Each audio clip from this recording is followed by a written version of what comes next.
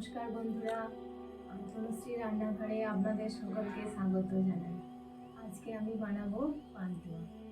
দেখুন আমি কিভাবে বানাই, আর খুব সহজ পদ্ধতিতেই আমি বানাবো। বেশি কিছু উপকরণ লাগবে না। আপনারা দেখুন কেমন করে আমি বানাই। কী কী উপকরণ নিয়েছি সেটা আমি দেখিয়ে দিচ্ছি। বন্ধুরা, পান্তুয়া বানানোর জন্য আমার যে প্রধান উপকরণ হচ্ছে সুজিটা নিয়েছি আমি 1 বাটি, দুধ নিয়েছি 1 বাটি, চিনি নিয়েছি 1 বাটি, আর লাগবে এলাচ, আর লাগবে হচ্ছে পাউডার দুধ, আর লাগবে ঘি, আর পান্তুয়াটা ভাজার জন্য লাগবে সাদা তেল। বন্ধুরা, আমি পান্তুয়া বানানোর জন্য গ্যাসে প্রথমে কড়া বসিয়ে দিয়েছি। এবার কড়াই আমি দুধটা দিয়ে দেবো। এই দুধটা রুম টেম্পারেচারে থাকা দুধ, আমি দুধটা প্রথমে কড়াই দিয়ে দিচ্ছি।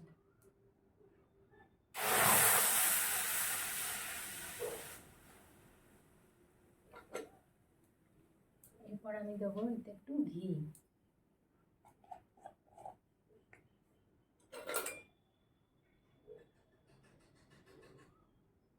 আমি 1 চামচ মতো ঘি দিয়ে দিলাম।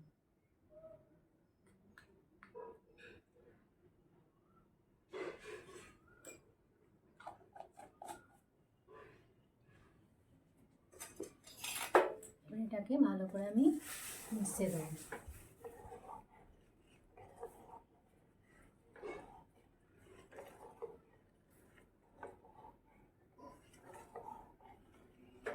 দুধটা আমার গরম হয়ে গেছে। এবার আমি সুজিটা দেব। তার আগে আমি গুঁড়ো দুধটা মিশিয়ে নেব। 1 প্যাকেট গুঁড়ো দুধ আমি দিয়ে দেবো। অল্প অল্প করে মেশাতে থাকবো যাতে না দলা পাকিয়ে যায়।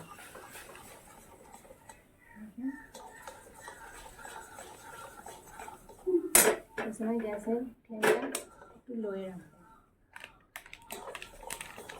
এটা মিশিয়ে দিয়েছি। এবার আমি সুজিটা আস্তে আস্তে মেশাবো। সুজিটা আমি একবারে দেবো না, অল্প অল্প করে মেশাতে থাকবো।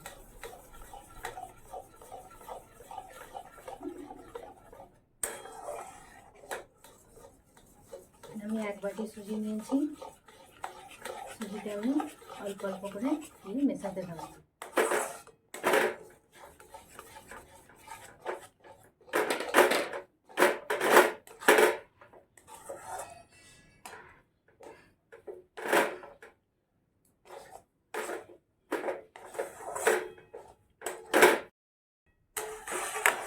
এটাকে অনবরত এভাবে নাড়তে হবে যাতে দলা না পাকিয়ে যায় এবং সঠিকভাবে সেদ্ধ হয়ে যায় সুজিটা। একটা মন্ড তৈরি হয়ে যাবে, তারপর আমি এটাকে করবো। যতক্ষণ একটা মন্ড তৈরি হচ্ছে আমি ততক্ষণ এটাকে নাড়তে থাকবো।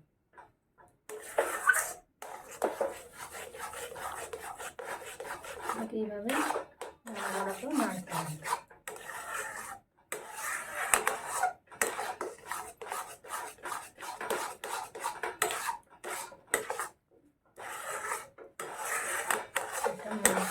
তৈরি হয়ে যাবে, শুকিয়ে আসছে।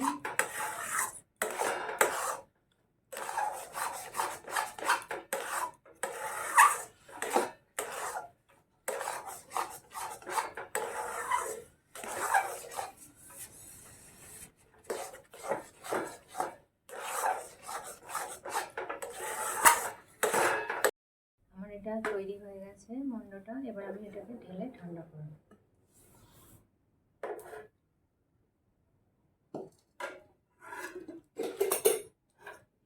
ঠান্ডা করতে দেবো।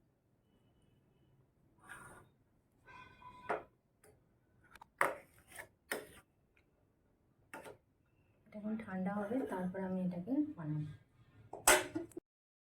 বন্ধুরা, যতক্ষণ আমার সুজির ডোটা ঠান্ডা হচ্ছে আমি ততক্ষণে চিনির সিরাপটা বানিয়ে নেব।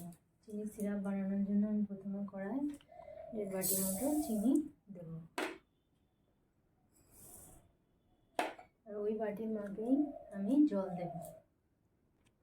আমি 2 বাটি জল দিয়ে দেবো।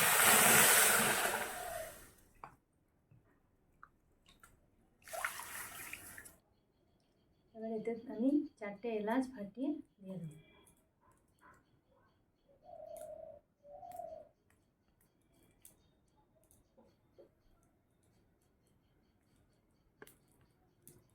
এলাচ ফাটিয়ে আমি দিয়ে দেব।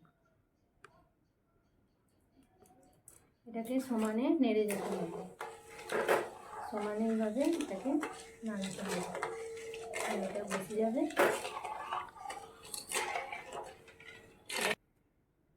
পান্তুয়ার রস মানে খুব চটচটে করলে হবে না, এটাকে হালকা এক তারের মতো হবে, সেই অবস্থায় এটাকে বন্ধ করতে হবে।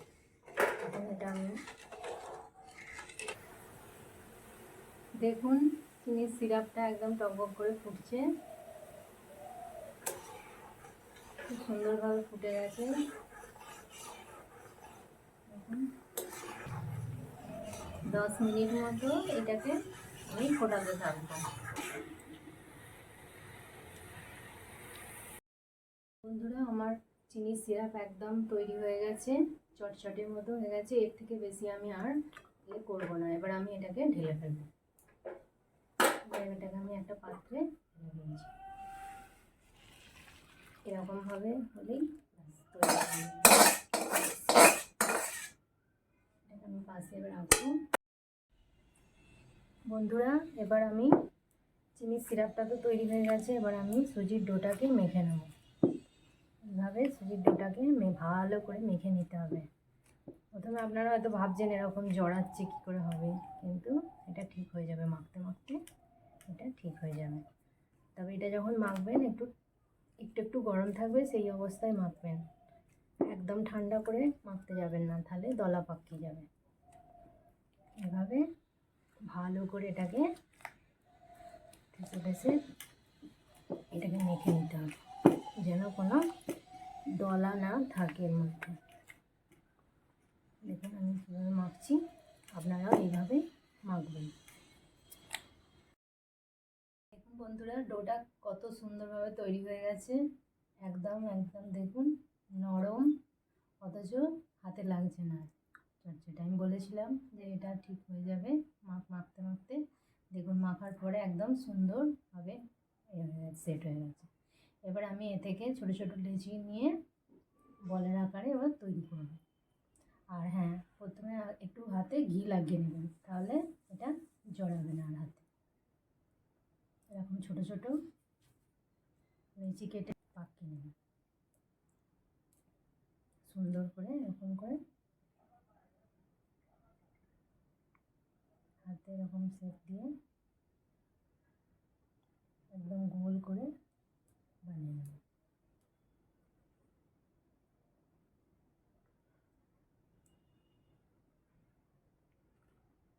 দেখছেন কি সুন্দর হয়ে যাচ্ছে গোল। খুব জোরে চাপ দিলে এটা ফুলবে না, হালকা হাতেটাকে গোল গোল করে তৈরি করে নিতে হবে। দেখুন আমার একটা তৈরি হয়ে গেছে, এরকমভাবে আমি সবগুলো তৈরি করে নেব। দেখুন বন্ধুরা কি সুন্দর এটা তৈরি করে নিয়েছি। ঠিক এইভাবে একদম পরিষ্কার, গাটা যেন পরিষ্কার থাকে, একটু ফাটা বা কোনো গর্ত কিছু থাকলে হবে না, একদম তেলা করে এইভাবে বানিয়ে নিতে হবে। ফাটা থাকলে এটা ভাজবার সময় ভেঙে যেতে পারে, সেই জন্য এরকম একদম গোল করে তেলা করে নিতে হবে। দেখুন এটা কত সুন্দর হয়েছে, দেখছেন? ঠিক এইভাবেই আমি সবগুলো বানিয়ে নেব। আমি যখন সুজির ডোটা মেখেছিলাম তখন আমি ওতে 2 টেবিল চামচ ময়দা দিয়েছিলাম, ওইটা স্কিপ হয়ে গেছে, দেখানো হয়নি। তো আপনারা যখন ময়দাটা মাখবেন, যখন সুজির ডোটা মাখবেন, তখন ওতে 2 টেবিল চামচ ময়দা দিয়ে দেবেন। দেখুন বন্ধুরা সব পান্তুয়াগুলো আমি তৈরি করে নিয়েছি, একদম কি সুন্দর তৈরি হয়ে গেছে। এবার আমি পান্তুয়াগুলো ভেজে নেব। বন্ধুরা এবার গ্যাসে কড়া বসিয়ে দিয়েছি, এবার আমি কড়ায় তেল দিয়ে দেবো ভাজার জন্য। একটু বেশি পরিমাণেই তেল দিতে হবে ভাজার জন্য, এটা পুরো ডুবো তেলে ভাজা হবে। পরিমাণ তেল আমি দিয়ে দিলাম। তেলটাকে বেশি গরম করলে হবে না, একটু হালকা গরম হবে, সেই অবস্থায় আমি পান্তুয়াগুলো তেলে ছেড়ে দেবো ভাজার জন্য। এবার দেখুন তেলটা হালকা হালকা গরম হয়ে গেছে, এর থেকে বেশি আমি আর গরম করব না। এই অবস্থায় আমি এগুলো ছেড়ে দেবো তেলে।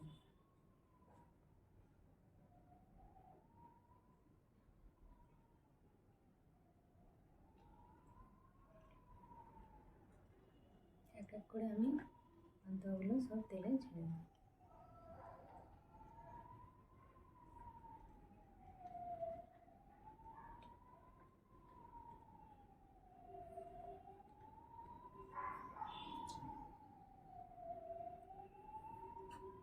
আর আমি দেবো না, এগুলোই থাকবে।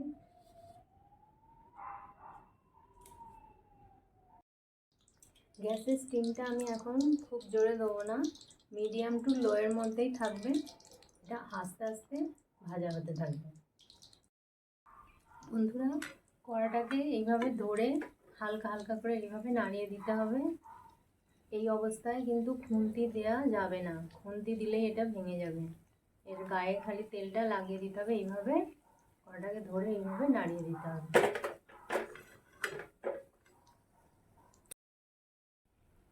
বন্ধুরা দেখুন, আমার পান্তুয়াগুলো ভাজা হয়ে আসছে লাল লাল করে, এরকম সুন্দর করে আস্তে আস্তে করে ভাজতে হবে। এগুলো ভাজা হয়ে এসছে, আর একটু আমি ভাজবো, তারপর আমি তুলে নেব।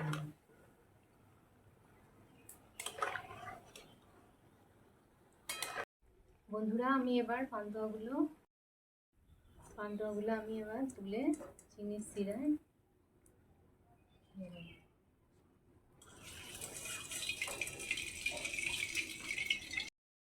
এগুলো আমি একদম পুরো তুলে রসে দিয়ে দিয়েছি। এই রসে এখন এটা 1 ঘন্টা ভিজবে। চিনির শিরাটা 1 ঘন্টার মধ্যে অনেকটাই টেনে নেবে, নিয়ে পান্তুয়াটা অনেকটাই ফুলে যাবে। তারপর আমি দেখাবো আপনাদেরকে কেমন নরম হয়েছে, এগুলো কেমন খেতে হয়েছে আমি তারপর দেখাবো। বন্ধুরা দেখুন, তৈরি হয়ে গেছে কি সুন্দর, একদম নরম তুলতুলে দোকানের মতো পান্তুয়া। আমি 1 ঘন্টা পরে ফিরে এসেছি। দেখুন এটা পুরো চিনির সিরাপে ডুবে অনেকটাই বড় হয়ে গেছে এবং নরম তুলতুলে হয়ে গেছে। আমি এবার এটাকে আপনাদেরকে কেটে দেখাবো যে কতটা নরম হয়েছে। দেখুন বন্ধুরা, আমি এটা প্লেটে নিয়ে নিয়েছি। দেখুন কত সুন্দর হয়েছে, একদম নরম তুলতুলে দোকানের মতো। দেখতেও খুব সুন্দর হয়েছে, খেতেও খুব ভালো হয় এগুলো। আমি আপনাদেরকে কেটে দেখাচ্ছি এটা কতটা নরম হয়েছে। দেখুন একদম ভেতর পর্যন্ত পুরো রস ঢুকে গেছে ভেতরে, চিনির সিরাপ একদম ভেতরে গেছে, একদম নরম তুলতুলে। দেখুন কত সুন্দর নরম হয়েছে, ভেতরেও পুরো রস ঢুকেছে। এটাও দেখুন, এটা আমি কেটে দেখাচ্ছি, এটাও ঠিক একই রকম নরম তুলতুলে হয়েছে, পুরো কেটে নরম একদম। দেখুন ভেতরটা একদম পুরো রসে ঢুকে গেছে, নরম হয়েছে, একদম রসালো। যদি আপনাদের এই বন্ধুরা আপনারাও এইভাবে বানিয়ে দেখবেন, খুব ভালো হবে। আপনারাও বলবেন যে কেমন হয়েছে, বানিয়ে দেখে বলবেন। আর যদি আমার এই পান্তুয়ার রেসিপিটা আপনাদের ভালো লেগে থাকে তাহলে একটা লাইক করবেন, কমেন্ট করবেন, আর আমার চ্যানেলটিকে সাবস্ক্রাইব করে দেবেন। আর বন্ধুবান্ধবদের মধ্যে এটা শেয়ার করে দেবেন। আপনারা ভালো থাকবেন, সুস্থ থাকবেন। নমস্কার।